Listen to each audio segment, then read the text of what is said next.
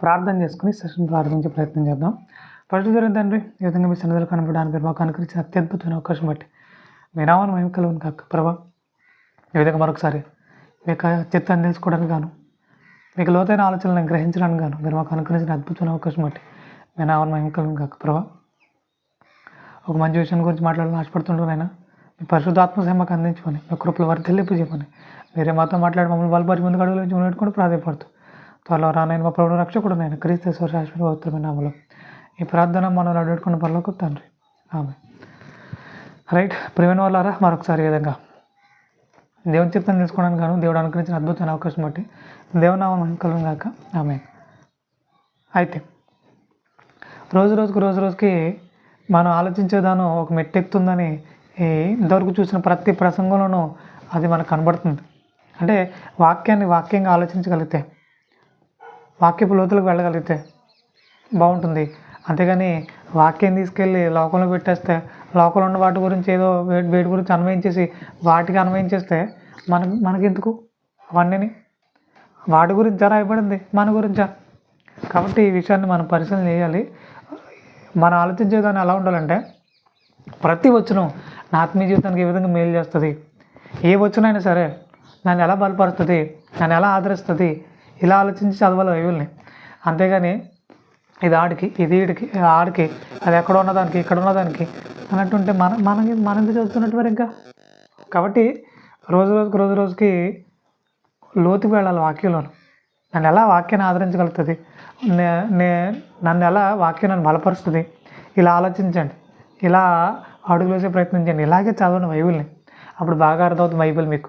So ఈరోజు కూడా Bible చదివే విషయంలో ఎంత లోతుకెళ్ళి ఆలోచించాలి, ముఖ్యంగా చాలామంది అపార్థం చేసిన దాన్ని ఈరోజు మనం చాలా అద్భుతమైన వివరణ ఇవ్వబోతున్నాం.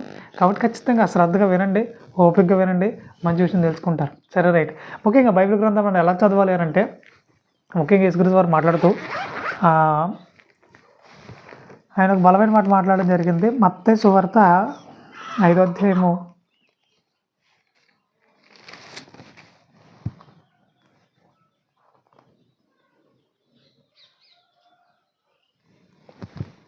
5వ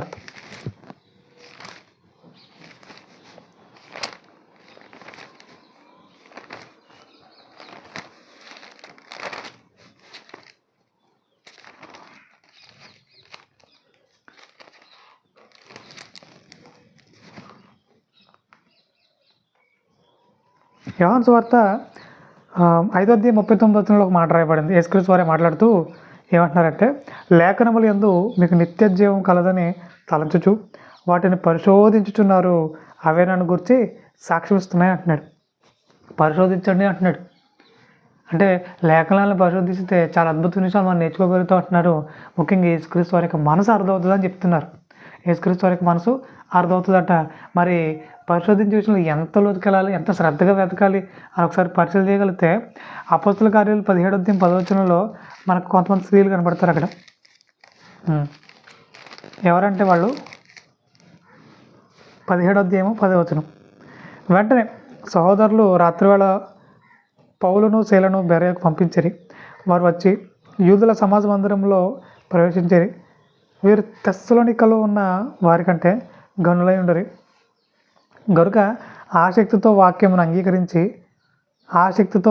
అంగీకరించి పౌలును శీలయును చెప్పిన సంగతులు ఎలా ఉండవలేవో ప్రతి దినము లేఖనములను పరిశోధించు వచ్చిరి. ప్రతి దినము లేఖనములను పరిశోధించు వచ్చిరి అని రాయబడింది వీరి గురించి. అంటే వీళ్ళు ప్రతిరోజు వాక్యం చదువుతున్నారంట, వాక్య ధ్యానం జరిగిస్తున్నారు, పరిశోధిస్తున్నారంట. వాక్యం అసలు ఏం చెప్తుంది, ఈ మాట ఏంటి, ఆ మాట ఏంటి, అడుగుడి మీకు ఇవ్వడనంటే ఏంటి, మనం ఎప్పుడు అడగాలి, ఆయన ఎప్పుడు ఇస్తాడు, మీకు ఏది ఇష్టమో అది అడగండి అంటున్నాడు. ఎప్పుడు అడగాలి, ఎలాంటి పరిస్థితులు అడగాలి మనం అంటే దాని ముందు రాయబడిన మాట మనకు అవసరం, చాలామందికి అవసరం లేదు. అడుగుడి మీకు ఇవ్వడం అన్నాడు, మేము అడిగేస్తున్నాం. మీకు ఏది ఇష్టమైందో అడగండి అన్నాడు. ఇదిగో మేము అడుగుతున్నాం, ఆయన ఇవ్వాల్సిందే అన్నారు. కానీ దాని ముందు ఒక మాట రాయబడింది, ఒక కండిషన్, అది చదవరు, అది అవసరం లేదు ఎవరికి. సో అందుముందు ఏం రాయబడింది, మీ యందు నా మాటలను, ఓకే, మీరు నా యందు ఉండాలి, మీరు నా యందు ఉండాలి, మీ యందు నా మాటలు ఉండాలి అంటున్నాడు. అప్పుడు మీకు ఏది ఇష్టం అడగండి, అప్పుడు మీకు ఇస్తాను అంటున్నాడు. మరి ఇవేమీ చేయకుండా ప్రభా మీకు ఏది ఇష్టమైతే అది అడగండి నన్ను, ఇదిగో నాకు ఇష్టమైంది ఇది, నాకు ఇష్టమైంది అది, నాకు ఇది నాకు అది అని రకరకాల కోరికలు కోరుతున్నారు. దేవుడు మీ ప్రార్థన అంగీకరించడు. ఆయన చిత్తాన్ని జరిగించినప్పుడు మాత్రమే ఆయన మీ ప్రార్థన అంగీకరిస్తాడు. మీ ప్రార్థనలో బలమైన సమాధానం ఇస్తాడు ఆయన. అంతే తప్ప ఏది పడితే అది అడిగేస్తా, నాకు ఏదైనా ఇచ్చేయాల్సిందే అనే ఆలోచన ఉంటే అది నిజంగా మూర్ఖత్వం అవుతుంది. సో ఈ విషయంలో మిమ్మల్ని మీరు సరిదిద్దుకోవాల్సిన పరిస్థితి అయితే ఉంది. అలానే అపార్థం చేసుకుంటున్న వాటిలో ఈరోజు కూడా ఒక వచనాన్ని మీకు చూపించాలని ఆశపడుతున్నాను. మత్తయి సువార్త 10వ అధ్యాయము 9వ వచనం.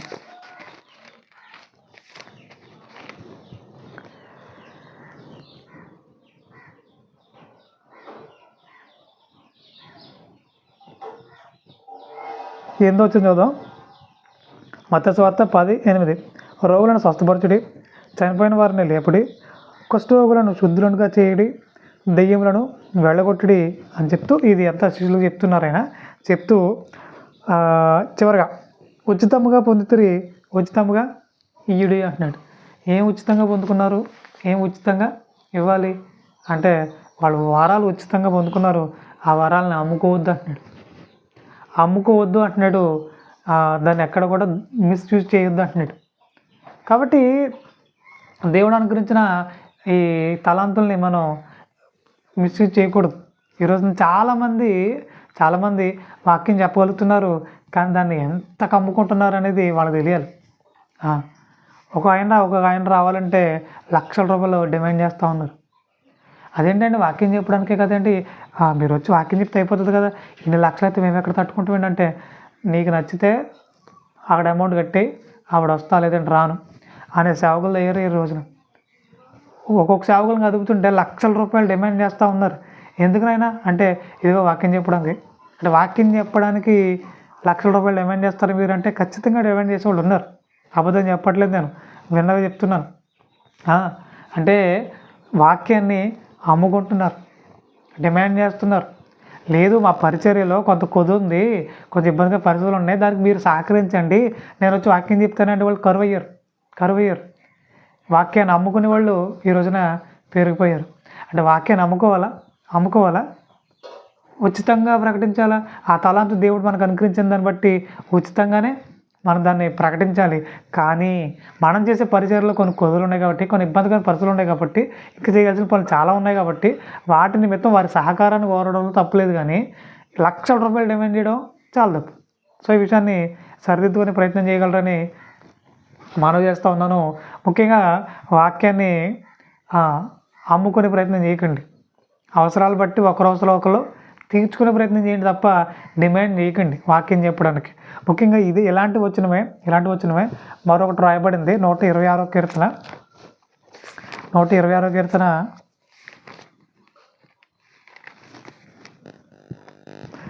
6వ వచనం.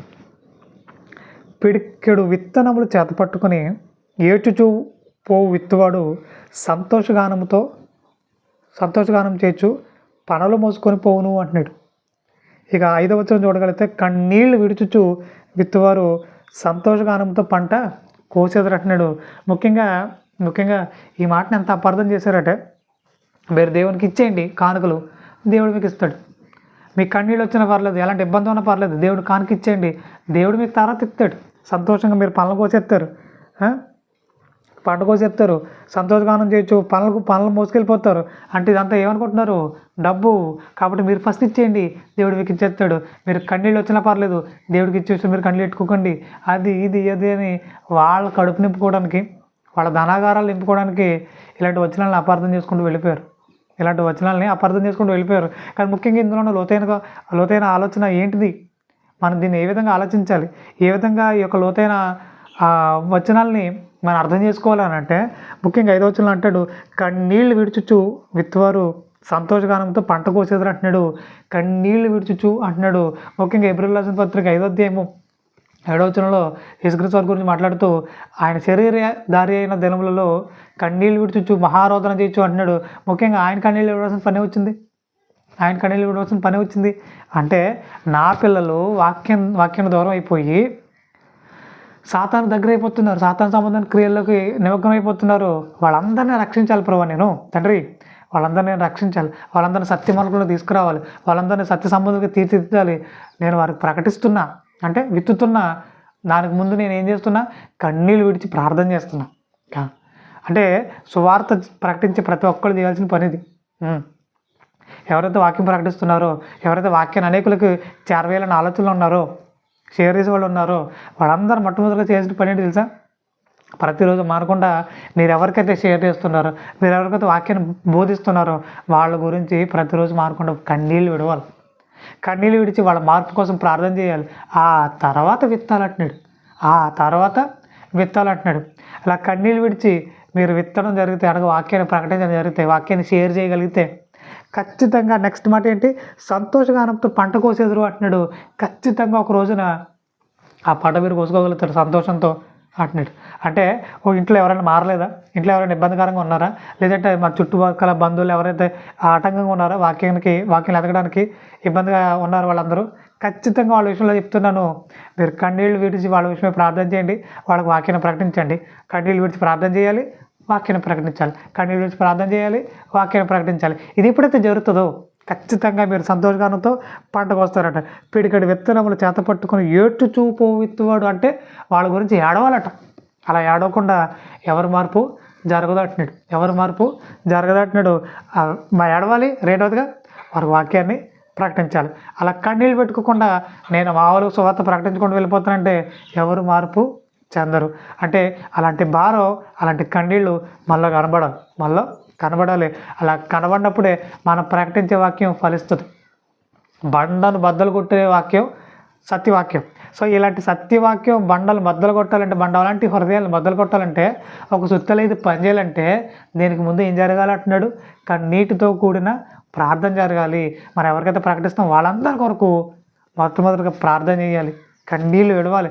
సంగమా, మీ సేవకుడు ఎక్కడికైనా వెళ్ళి వాక్యం చెప్తున్నాడా, ఆ సేవకుడు ఎక్కడికి వెళ్ళి వాక్యం చెప్పినా సరే ఆ వాక్యం ప్రకటింపబడాలన్నా, ముఖ్యంగా వాక్యం వాళ్ళ హృదయాలు ఫలించాలన్నా మీరందరూ మీ సేవకుని గురించి, ఆయన చెప్పే వాక్యం గురించి కన్నీళ్ళు విడిచి ప్రార్థన చేయాలి.